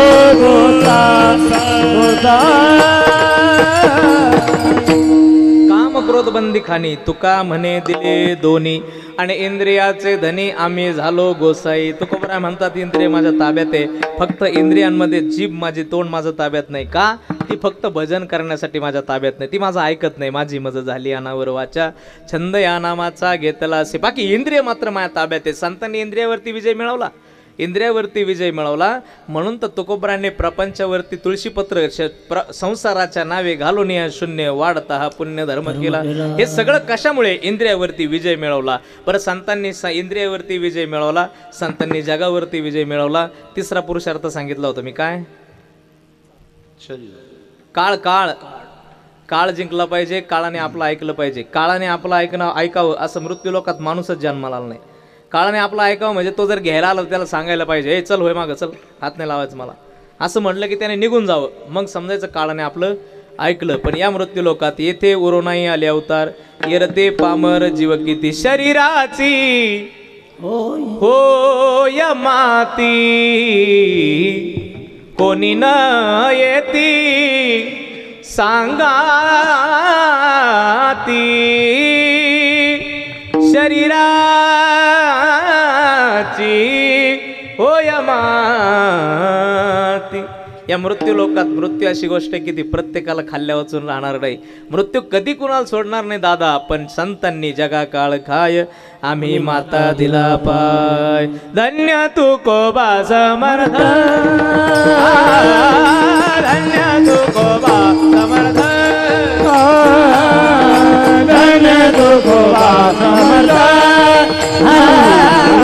धन्य तू कोबा समर्थ धन्य तू कोबा समर्थ धन्य तू कोबा समर्थ धन्य तू कोबा समर्थ धन्य तू कोबा समर्थ.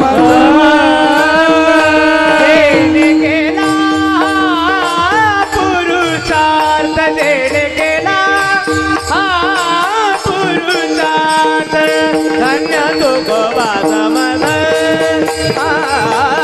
धन्य तू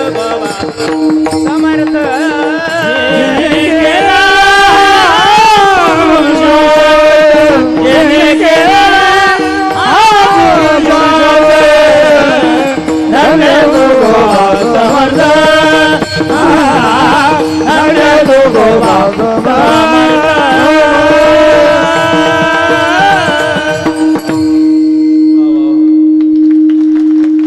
धन्य तू कोबा समर्थ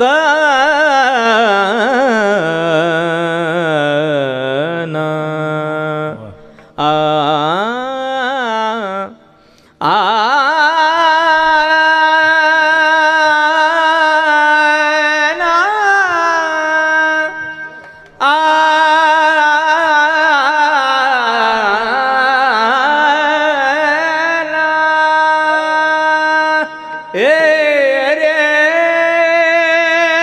ना, आ,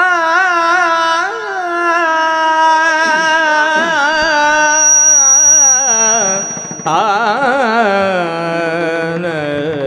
ना,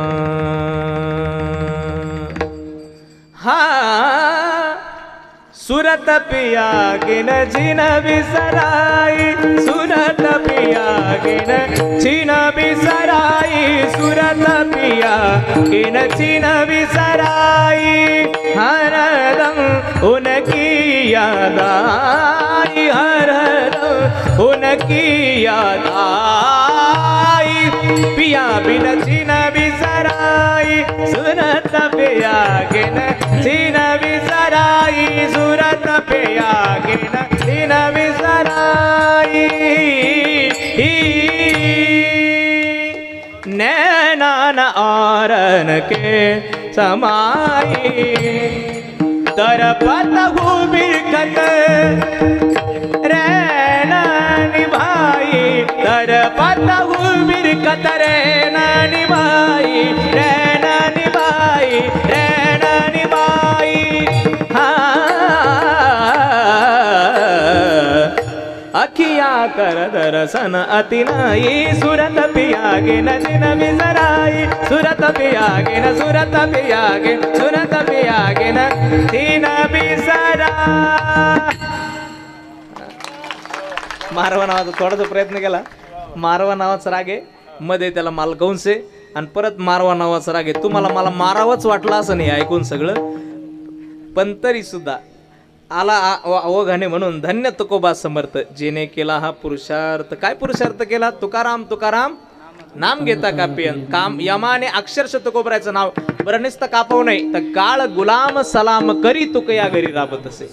तुकोबरायच्या घरी काम करायला. इथे नाथ बाबाच्या घरी श्रीखंड्या चंदन उगळून करी म्हणजे देव श्रीखंड्याच्या रूपाने आला. पण तुकोबरायच्या घरी जो काळ तुम्हाला आम्हाला खायला उठला तो काळ तुकोबरायच्या घरी राबायचा, काम करायचा. पण तुकोबराय तिकडून काम करून घेत नव्हते. इतकं सामर्थ्यवान संत तुकोबराय. त्यांनी काळ सुद्धा जिंकला. बरं काळ जिंकला, इंद्रिय शरीर जिंकलं, त्यांनी जग जिंकलं तुकोबरायांनी. आणि देव देव जिंकला म्हणून तर आला ना. देव घरा आला आला, देव घरा आला, भक्ती सन्माने पूजिला. देव आला. वैकुंठातून ज्यावेळी तुकोबरायला देव घ्यायला आला त्यावेळी देव किती दिवस देहगावात राहिला तुम्हाला माहिती आहे का? माहिती आहे का तुम्हाला कोणाला? ज्यावेळी देव तुकोबरायला घ्यायला आला त्यावेळी देव तुकोबरायला गेल्यानंतर एकादशीच्या दिवशी तुकोबरायला घ्यायला आला. कितव्या दिवशी? एकादशीच्या दिवशी.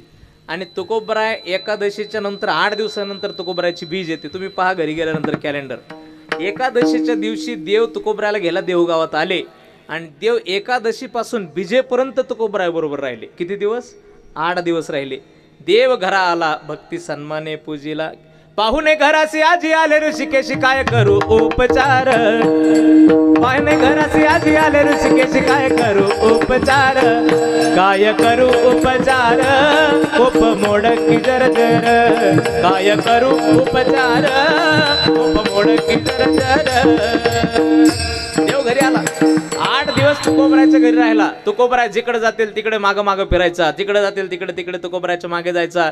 देवाने तुकोबरायने जिथे जिथे भजन केलं त्या सगळ्या जागा पाहिल्या. आणि 8 दिवस पूर्ण झाल्यानंतर वैकुंठाला जाण्यासाठी तुकोबरायच्या ठिकाणी विमानाच्या ठिकाणी जाऊन देऊन उभा राहिले. आणि विमानाच्या जवळ जाऊन तुकोबरायला विनंती करू लागले, तुकोबराय वाढ वेळ झाला उभा पांडुरंग, वैकुंठा श्रीरंग बोलावितो. वैकुंठा श्रीरंग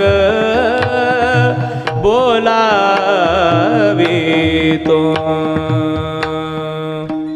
चला तुकोबराय, तुम्हाला घेण्यासाठी आलो. चला तुकोबराय आता निघावं लागेल हो.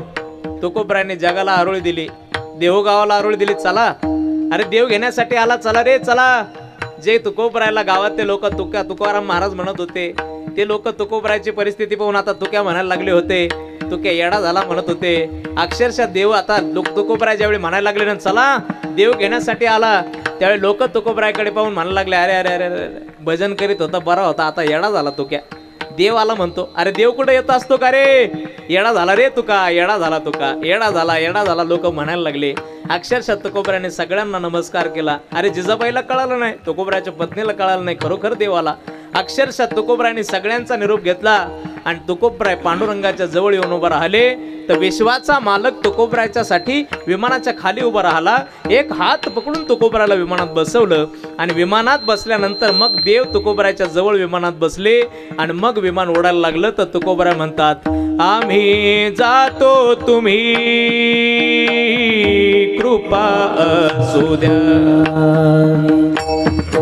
आम्ही जातो तुम्ही कृपा असू द्या, आम्ही जातो तुम्ही कृपा असू द्या. सकळा सांगावे विनंती माझे, सकळा सांगावे विनंती माझे, वाढवेळ पांडुरंग वाढवेळ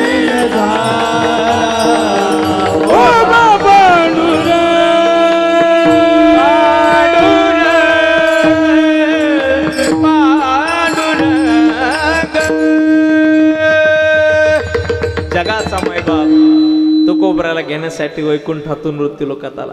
तुकोबराचा हात पकडून वैकुंठाला घेऊन गेला. ज्ञानोबराय सारख्या सत्पुरुषाने समाधी घ्यायची ठरवली. 22व्या वर्षी ज्ञानोबराय समाधी घ्यायला निघाले ना, तर देव निवृत्ती आणि धरिले दोन्ही कर. जातो ज्ञानेश्वर बैसावया, जातो ज्ञानेश्वर बैसावया. एका हाताने निवृत्तीनाथांनी पकडलं, एका हाताने जगाच्या नायकाने ज्ञानोबरायला पकडलं. समाधीच्या दिशेला चाललेले ज्ञानोबराय त्या समाधीच्या दिशेला चाललेल्या ज्ञानोबरायकडे पाहून अक्षरशः आळंदी रडायला लागली. अरे मुक्ती हातपाय खोडायला लागली. दादा ए दादा नको ना रे जाऊ, ए दादा नको ना रे जाऊ, कशासाठी चाललास रे दादा, अरे तू गेला तर आम्ही कुणाकडे पाहायचं रे. सोपाना सुद्धा भिंतीवरती डोकं आदळायला लागला. दादा नको जाऊ रे नको जाऊ. अक्षरशः ज्ञानोबरायांना जाऊ नको म्हणून सगळे प्रयत्न करत होते.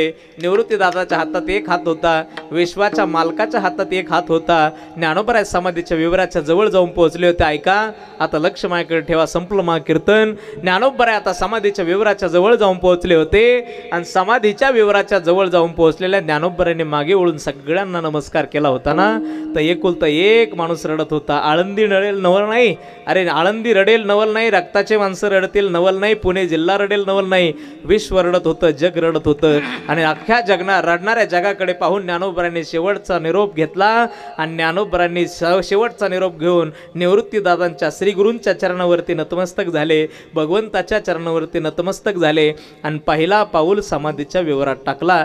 समाधीच्या विवरात पहिला पाऊल टाकला ना दादा, तर जे निवृत्ती आजपर्यंत जे प्रवृत्तीपासून अलिप्त होते, ज्यांच्या ठिकाणी प्रवृत्ती नव्हती, ज्यांनी कधी रडणं पाहिलंच नव्हतं, ज्यांनी कधी जगाशी आपला संबंध जोडलाच नव्हता, ते निवृत्तीसुद्धा ढसढसा रडायला लागले. माऊलीने एक पाऊल विवरात टाकला तर निवृत्ती रडायला लागले. अरे रडणाऱ्या निवृत्तीनाथांकडे पाहून देव म्हणतात, निवृत्ती अहो तुमच्या ठिकाणी प्रवृत्तीचा लवलेश नाही, तुम्ही रडता आणि मग काय जगाला आदर्श, तुम्ही रडता. निवृत्ती दादा म्हणू लागले, देवा काय करू, ज्ञानात चालला ना तर ज्ञानात चाललं काहीतरी वेगळंच आभाळ फाटल्यासारखं होते, नाही समजत रे मला म्हणून रडतो. निवृत्ती दादा रडतात विशेष नाही मायबाप.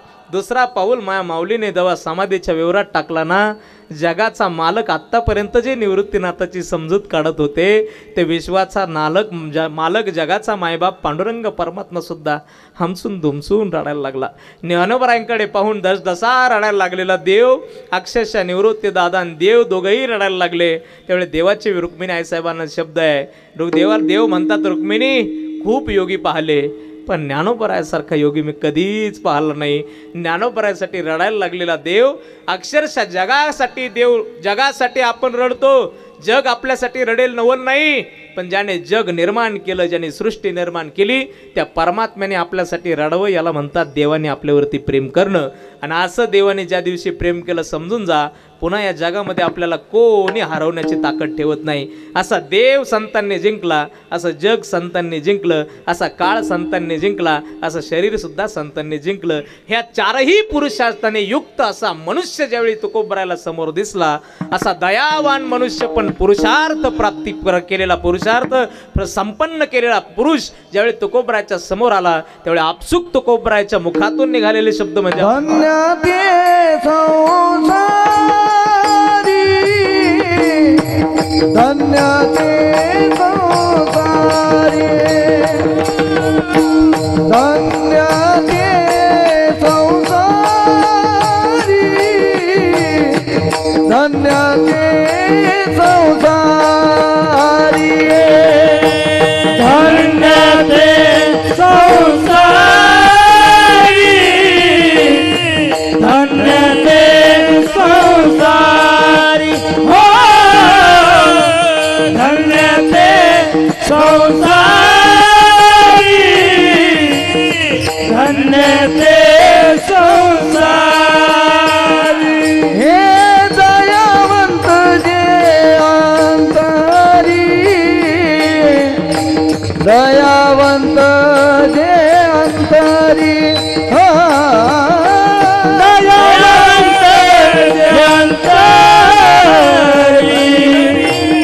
दयावंत जे अंतरी. हे येथे उपकारासाठी,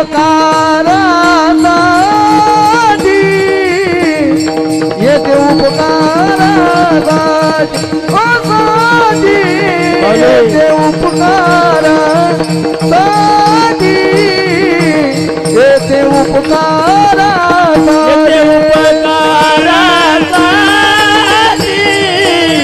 येथे उपकारासाठी, हो येथे उपकारासाठी, येथे उपकारासाठी. हे धन्य ते संसारी, दयावंत जे अंतरी, दयावंत जे अंतरी, दयावंत जे अंतरी.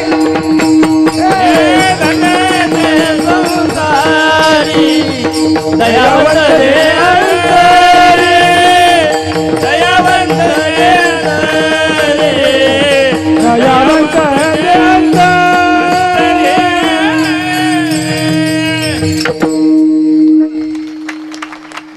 धन्य ते संसारी, दयावंत जे अंतरी. फार सुंदर. महाराज म्हणतात ते धन्य आहेत, ते संसारी धन्य आहेत. संसारी तर प्रत्येक जीव आहे, पण प्रत्येक जीव संसाराला येऊन प्रपंच संसार करण्यात रममान झाला, आणि तो रममान होऊन त्याने परमार्थ कसा करावा किंवा किंबहुना परमात्म्याकडे कसं जावं याचा विचार सोडून दिला. म्हणून तर प्रत्येकाला धन्यता नाही आहे, त्या विशेष संसारिकांना धन्यता आहे. ज्या प्रपंचिकांनी प्रपंच तर केलाच, पण तो देवाला आवडेल असा केला. आम्ही प्रपंच केला आणि आम्ही परमार्थही केला, पण आमचा प्रपंच देवाला आवडला ना आमचा परमार्थ देवाला आवडला. कारण आमचा प्रपंच प्रपंचासाठीच राहिला आणि आम्ही परमार्थ केला तोही प्रपंचासाठीच केला, मग देवाला कसं आवडेल. संतांनी प्रपंच आणि परमार्थ तर देवासाठीच होता संतांचा, पण प्रपंच जरी केला तरीसुद्धा तो देवासाठी केला, म्हणून तो आवडला. मग त्याचं आवडण्यासाठी काय करावं लागते, तसा परमार्थ प्रपंचही तसंच करावं लागतो. आम्ही इतके रममान झालो प्रपंचात की काय सांगावं. इथे महाराज म्हणाले देवे दिला देह भजना गोमटा, बरं का, पण तोया झाला फाटा बाधिकेचा. हा बाधिकेचा फाटा म्हणजे काय माहिती का, बाधिकेचा फाटा म्हणजे प्रपंच आहे, संसार आहे. तो संसाराचा बाधिकेतला फाटा आहे, बाधिकेचा. त्याच्यामध्ये एकदा मनुष्य रमला की महाराज म्हणतात इतका रमतो, इतका रमता तो लक्षातच ठेवत नाही की आपण आलो कायसाठी, आपण आलो कशासाठी, काय करण्यासाठी, आपल्याला कशासाठी पाठवलं याचा विचार संतांनी सांगितला. मी कोण आहे याचा करावा विचार, म्हणे ज्ञानेश्वर निवृत्तीचा. मी कोण आहोत, आपण कायसाठी आलो, आपला उद्धार काही मी उद्धार पावेल, नाही का. कानोपात्र्याने विचारलं, जगाला विचारलं, ज्ञानोबरायला विचारलं, ज्ञानोबराया ओ ज्ञानोबराय सांगा ना, कै मी उद्धार पाविल, कै मज कृपा करील नारायण, हा ऐसे तुम्ही सांगा संत जन, करा समाधान चित्त माझी, काय हे खंड येईल कर्म, नाही का? हे कर्म संपतील का माय? हे कर्म संपतील का माझा उद्धार होईल का? हे विचारलं आणि ते विचारण्याची बुद्धी ज्याच्याकडे आली ते संसारी आहेत. खऱ्या अर्थाने त्यांना धन्यता आहे. पण त्यांचं अंतकरण महाराज सांगतात ते दयावान आहे. किती दयावान आहे? ते प्रत्येकाचं कल्याण करण्याची भूमिका ठेवतात. इथे दुसऱ्याच्या दुःखात दुःख मानतात, इथे दुसऱ्याच्या सुखात सुख मांडतात, एखाद्याला अडचणीत मदत करण्याची भूमिका ठेवतात. इथे अडचणीत मदत आणि दुसऱ्याच्या दुःखात आणि दुसऱ्याच्या सुखात दुःख ते विषयच राहिला नाही. दुसऱ्याला सुख झालंच कसं त्याचंच सगळ्यात जास्त दुःख आहे आपल्याला. मग आपण सुखी कशामुळे? दुसऱ्याच्या दुःखात आपण सुखी आहे आणि दुसऱ्याच्या सुखात आपण दुःखी आहे. हे सगळ्यात मोठी दुर्दैवाची गोष्ट आहे. आपल्या दारासमोर एक गाडी उभी आहे ना, त्याचा माणसाला आनंद नाही आहे, त्याच्या दारासमोर दोन कमू नये म्हणून दुःख आहे. किती दुर्दैवाची गोष्ट आहे, किती दुर्दैवाची गोष्ट आहे. तो श्रीमंत कशासाठी? मी गरीब आहे हरकत नाही, मी विकायला लागू दे, मी विकायला लागू दे ना, मला देन जाऊ दे ना, राहू दे ना उपाशी, काय हरकत नाही. पण त्याच्या दारात त्याला का म्हणून श्रीमंती? याचं सगळ्यात मोठं दुःख आहे. असं दुसऱ्याचं सुख आणि आपल्याला दुःख जर असेल तर मनुष्य आपल्या स्वतःलाच आपल्याला मनुष्य घेण्याचे सुद्धा अधिकार नाही, मनुष्य म्हणून घेण्याचे अधिकार नाही. कारण माणूस होण्यासाठी सुद्धा खूप खूप खूप मोठे प्रयत्न करावे लागतात बरं का. माणसासारखे भरपूर दिसतात पण सगळेच माणसं नाही. कोण आहेत मग? माणसासारखे सगळे दिसतात पण सगळेच माणसं नाहीत. माणूस पण असणं गरजेचं आहे, माणसात माणूस पण असणं गरजेचं आहे. आता इतके हरामी लोक आहेत महाराज, वाईट वाटेल काही बोलायला. अक्षरशः 4-4 वर्षाच्या पोरीवरती अत्याचार करावा वाटावा याच्यापेक्षा नालायक वृत्ती काय असेल? मग त्याला माणूस म्हणता येतंय का? त्याला माणूस म्हणता येतंय? जिवंत माणसावरती मुंडक्यावरती कोयत्याने वार करावा वाटतात, त्याला माणूस म्हणता येईल? त्याला माणूस म्हणता येईल? अरे इतक्या माणसं रेल्वेमध्ये प्रवास करतात, त्या रेल्वेचा अपघात करावा वाटावा इतकी राक्षसी वृत्ती त्या माणसामध्ये, त्याला माणूस कसं म्हणता येईल हो? म्हणून माणूस म्हणजे फक्त दिसण्यासारखा माणूस असेल तर तो माणूस नसतो, त्याच्यामध्ये मनुष्यपण असणं गरजेचं आहे. आणि ते मनुष्यपण सत्संगतीने भगवंताच्या भजनाने येतं. आणि मग संताची संगत खूप महत्त्वाची आहे, भगवंताचं भजन खूप महत्त्वाचं आहे. ते संतांनी आम्हाला शिकवलं कोणतं भजन करायला पाहिजे, कोणत्या भजनाने जगाचं जीवाचं कल्याण होईल. ते भजन तुम्हाला एकदा सांगतो, एकदा करा. विठोबा रखुमाई जय, विठोबा. हा टाळी वाजवा सर्वांनी, टाळी वाजवा, हा टाळी. विठोबा एक टाळी हा. विठोबा रखुमाई, रखुमाई, विठोबा रखुमाई, विठोबा रखुमाई, विठोबा रखुमाई, विठोबा रखुमाई, विठोबा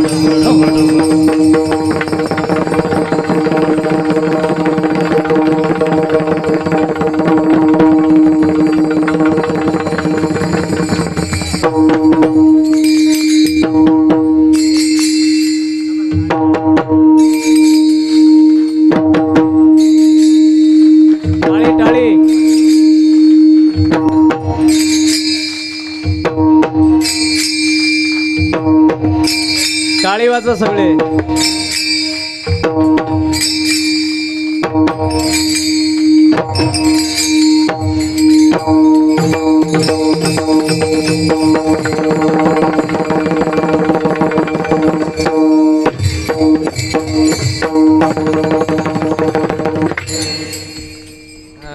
उडी मारली उडी मारली. धन्य ते संसारी दयावंत जे अंतरी. दयावान संत आहेत. महाराजांनी एक सुंदर प्रमाणे बघा. मृदू सबाय नवनीत तैसे सजनाचे चित्त. जैसे अपंगिता नाही त्यासे धरी जोरी दई. जे का रंजले गांजले त्यासे म्हणे जो आपुले. तोची साधू ओळखावा देव तेथेचे जाणावा. अंतकरण त्यांचं दयावान आहे. सगळ्यांना सामावून घेण्याची क्षमता ठेवतात. एक दृष्टांत सांगतो. कीर्तन मला थांबलंय. एक दृष्टांत सांगायचंय ते किती दयावान आहेत. फक्त एकदा जोरदार टाळी वाजवा. विठाला विठाला विठाला विठाला विठाला. एक दिवस पंढरपूरच्या वाळवंटामध्ये ज्ञानोबरायाने चंद्रभागेचं स्नान केलं आणि पांडुरंगाच्या दर्शनाला आले. चित्र माझ्याकडे ठेवा. फक्त 2 मिनिटाचा दृष्टांत आहे पण सुंदर आहे. दयावान किती आहेत. सगळ्यांना सामावून कसं घेतात. त्यांना संत का म्हणावत आणि ते धन्य का आहेत. ते ज्ञानोबराय चंद्रभागेचं स्नान करून पांडुरंगाच्या दर्शनाला निघाले. तर पांडुरंगाच्या महाद्वाराच्या जवळ 4 संत बसलेले आहेत. कबीरदासजी महाराज होते तिथे. चोखोबराय बसलेले होते. कानोपात्र होती तिथे. जानाबाई होती बाहेर बसलेले होते. आणि मध्ये नामदेवरायाचं कीर्तन चालू होतं. मंदिरात नामदेवरायाचं कीर्तन. ज्ञानोबराय जसे आले तसे ज्ञानोबराय मंदिरात घुसायला लागले. तर त्यांनी सहज पाहिले तर कबीरदासजी महाराज बसलेले आहेत. कबीर महाराज आहेत. चोखोबराय बसलेले आहेत. एवढे सगळे संत. ज्ञानोबराय थक्क झाले. ज्ञानोबराय उभा राहिले. कबीर महाराजांकडे आले. कबीर महाराज आतमध्ये नामदेवरायाचं कीर्तन चाललंय. तुम्ही इथं का बसलात. कबीर महाराज तटकन उठून उभा राहिले. ज्ञानोबरायांच्या चरणावरती पडले. ज्ञानोबराय वयाने कमी आहेत पण अधिकाराने मोठं आहे. श्रेष्ठ आहेत. सगळे संत ज्ञानोबरायाच्या पाया पडले. ज्ञानोबरायाला हात जोडून म्हटले कबीर महाराज ज्ञानोबराया नामदेवाचं चाललेलं इतकं सुंदर कीर्तन ऐकण्याची आमची सुद्धा इच्छा आहे. पण ज्ञानोबराय मला मंदिरात जाता येत नाही. मी मुस्लिम समाजात जन्माला आलो ना म्हणून मला मंदिरात जाण्याचा अधिकार नाही आहे. हे चोखोबराय महार समाजात जन्माला आले. यांना सुद्धा मंदिरात येऊ दिलं जात नाही. ज्ञानोबराय ही कानोपात्र एका वेश्येची पोरगी आहे. जनी दासी आहे. मंदिरात येण्याचा अधिकार नाही आम्हाला मंदिरात नाही येऊन देत. असं ज्ञानोबरायला अक्षरशः इतकं वाईट वाटलं. ज्ञानोबराय विचार करतात जिथे सर्व समाज एकत्र करण्याचं काम आपण सुरू केलं तिथे जर संत मंडळी बाहेर बसत असतील पांडुरंगापासून आणि कीर्तनमध्ये चालत असेल तर उपयोग काय. ज्ञानोबराय आतमध्ये चालत गेले. मंदिरात ज्ञानोबराय रागारागात गेले. पांडुरंगाशी एक शब्द बोलले नाही. ज्ञानोबराय नामदेवरायाच्या जवळ गेले. नामा ए नामा तू माझा मित्र आहेस ना. नामदेवराय म्हणाले हो माऊली बोला. ज्ञानोबराय म्हणाले नामा मी सांगतो ते ऐकशील का. नामदेवराय म्हणाले हो ऐकेल ना. तुमचं देव ऐकतात मी काय ऐकेल. ज्ञानोबराय सांगा. ज्ञानोबराय म्हणाले नामा तू हे जे कीर्तन मंदिरात करतोस ना उद्यापासून हे कीर्तन तू मंदिरात करू नको. हे कीर्तन तू वाळवंटात कर. नामदेवराय म्हणाले पण असं का. ज्ञानोबराय म्हणाले तू कीर्तन उद्यापासून वाळवंटात कर. मी तू सांगतो तेवढं कर. उद्यापासून तू वाळवंटात कीर्तन कर. का अरे बघ ना तू कीर्तन इथं करतो. नामदेवराय तुम्ही कीर्तन इथं करतात आणि बाहेर कबीर महाराज बाहेर बसले. चोखोबराय बाहेर बसले. त्यांना मंदिरात येऊ दिलं जात नाही. अरे या कीर्तनात जर सगळ्या समाजाला सर्व वेशक जर कीर्तन नसेल सर्व समाज एकत्र येऊन जर कीर्तन करू शकत नसेल तर उपयोग काय कीर्तनाचा. बाहेर चला बाहेर कीर्तन करावं लागेल. वाळवंटात चालावं लागेल. नामदेवरायाने असे हात जोडले. ज्ञानोबरायाला म्हणू लागले ज्ञानोबराया तुमचं म्हणणं मला पसंत आहे. मला आवडलं पण ऐका ना एखाद्या वेळी करू शकतो रोज नाही का. नामदेवराय म्हणते मी कीर्तन इथं करतो का करतो माहिती आहे तुम्हाला. ज्ञानोबराय म्हणाले का करता. नामदेवराय म्हणाले इथं देव आहे. इथं मंदिरात इथं देव तो इथं उभा आहे पांडुरंग म्हणून त्याच्या समोर कीर्तन करतो मी. वाळवंटात काय वाळवंटात आपण कीर्तन करून उपयोग काय. देव इकडं कीर्तन तिकडं. ज्ञानोबरायचं वाक्य ऐका. ज्ञानोबराय काय म्हणतात माहिती नामदेवरायाला म्हणतात नामा फक्त देव इथं आहे एवढंच तुझी अडचण आहे ना. नामदेवराय म्हणाले हो. मग तू फक्त विना घेऊन उद्या वाळवंटात चल, हा इथं उभा राहतोच कसा मी पाहतो याच्याकडे. काय म्हटले ज्ञानोबा, काय म्हटले? तू फक्त विना घेऊन वाळवंटात कीर्तनाला चल, हा इथं उभा कसा राहतो मी याकडे पाहतो. आणि काय चमत्कार राजा, दुसऱ्या दिवशी नामदेवानी रायाने विणा घेतला आणि वाळवंटात कीर्तन सुरू केलं. राजा अक्षरशः कबीर मोमीन लतीफ मुसलमान चोखोबरा टाळ घेऊन, कानोपात्रा टाळ घेऊन उभा राहिली, जनिक टाळ घेऊन उभा राहिली. अरे सगळे संत एकत्र येऊन ज्यावेळी कीर्तनात उभा राहिले तर नामदेव राया मंदिरात कीर्तन करायचे तेव्हा देव फक्त उभा राहायचा, इथे वाळवंटात कीर्तन करायला लागले आणि सगळे संत एकत्र झाले. तर त्याचा परिणाम नाचता नाचता देवाचा गळला पितांबर, नाचता नाचता देवाचा गळला पितांबर, नाचता नाचता देवाचा गळला पितांबर, नाचता नाचता देवाचा गळला पितांबर. कीर्तन करी पुढे देवनाचे पांडुरंग, नामदेव कीर्तन करी पुढे देवनाचे पांडुरंग, नामदेव कीर्तन करी पुढे देवनाचे पांडुरंग, नामदेव कीर्तन करी पुढे देवनाचे पांडुरंग. जनी म्हणे ज्ञान देवा बोला अभंग, म्हणे रामदेवा बोला अभंग, करी पुढे देवनाचे पांडुरंग, नामदेव कीर्तन करी पुढे देवनाचे पांडुरंग, नामदेव कीर्तन करी पुढे देवनाचे पांडुरंग, नामदेव कीर्तन करी पुढे देवनाचे पांडुरंग.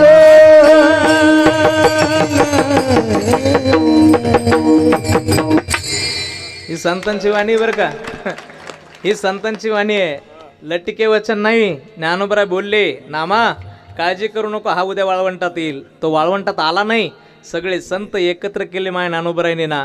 तर इथे पाहून देवाला इतका आनंद झाला की अक्षरशः नामदेव कीर्तन करी पुढे देव नाचे पांडुरंग, आणि सावध होई गा देवा ऐशे बोले, जनी नाचता नाचता देवाचा गळला पितांबर, आणि सावध होई गा देवा ऐशे बोले कबीर. अक्षरशः देव पितांबर निष्ठेपर्यंत नाचला, हे संतांची वाणी आहे. म्हणून संत या मृत्यू लोकात उपकारी आहे. त्या संतांचं एक वार आपल्या सर्वांना भजन करायचंय आणि त्या संतांच्या सानिध्यात आपलं आयुष्य जावं अशी हनुमंतरायांच्या चरणावरती प्रार्थना करायची. करूया भजन. ज्ञानेश्वर माऊली ज्ञानराज माऊली, ज्ञानेश्वर माऊली ज्ञानराज माऊली, ज्ञानेश्वर माऊली ज्ञानराज माऊली, ज्ञानेश्वर माऊली ज्ञानराज माऊली. धन्य ते संसारी दयावंत अंतरी, येथे उपकारासाठी आले गरजा वैकुंठी, लटिके वचन नाही देही उदासीन, मधुरा वाणी ओटली तुका म्हणे वाव पोटी. शेवटचं चरण म्हणा भाऊ, म्हणा. मधुरा वाणी ओठी, मधुरा वाणी ओठी, मधुरा वाणी ओठी, मधुरा वाणी ओठी, मधुरा वाणी ओठी, मधुरा वाणी ओठी, मधुरा वाणी ओठी, मधुरा वाणी ओठी. तुका म्हणे वाव पोटी,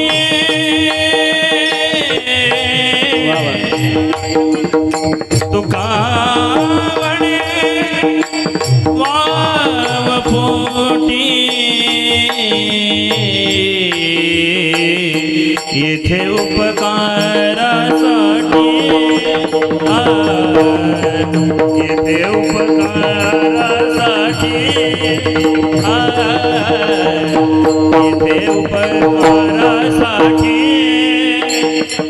तुका म्हणे वाव पोटी, तुका म्हणे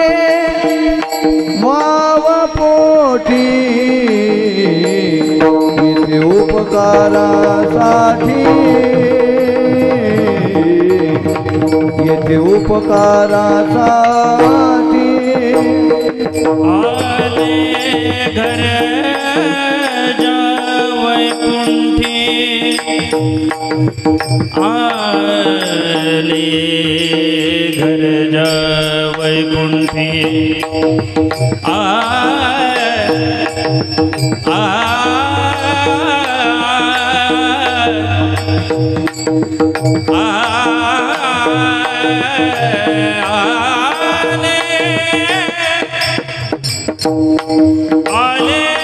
घर जावे कुंठी आले घर जावे कुंठी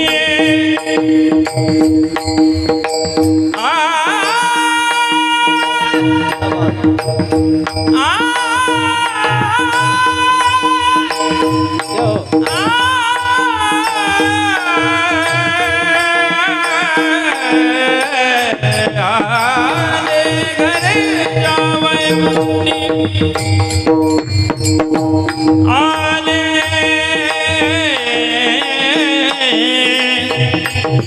आले घर जावे कुंठी वैकुंठी येथे उपकारासाठी येथे उपकारासाठी येथे उपकारासाठी आली गरजा वैकुंठी आली गरजा वैकुंठी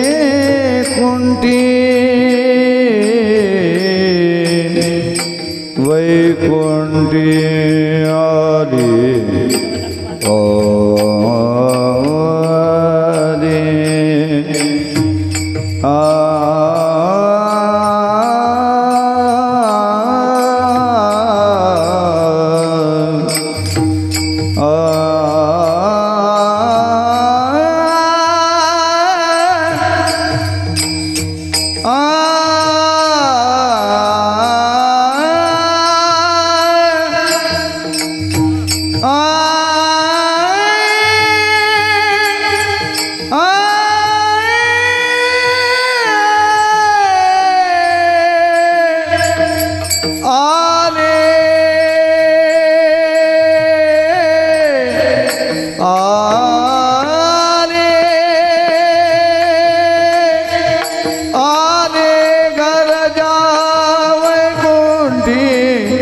आले घर जावैकुंठी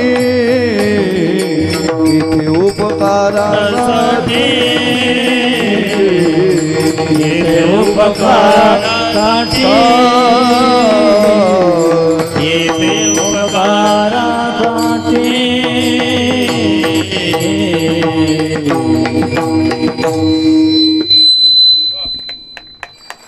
मधुरावाणी ओटी तुका म्हणे वाव पोटी येथे उपकारासाठी आले घर जा वैकुंठी.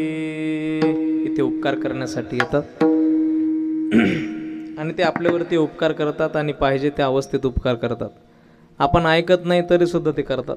कर जोडून विनवितो तुम्ही वासुदेव वासुदेव म्हणा, आपलं कल्याण व्हावं म्हणून लागून या पाया विनवितो तुम्हा. करे टाळी बोला मुखी नाम हाकारोनी सांगे तुका, नाम घेता राहू नका. हे सगळं कायासाठी? एकदा एखाद्याला सांगून जर ऐकलं नाही तर दुसऱ्यांदी माणूस सांगतो, दुसऱ्यांदी सांगून ऐकलं नाही तर लोक म्हणतात जाऊ दे भाऊ तुला जे करायचं ते कर, काय सांगत बसू तुला ऐकायचंच नाही तर.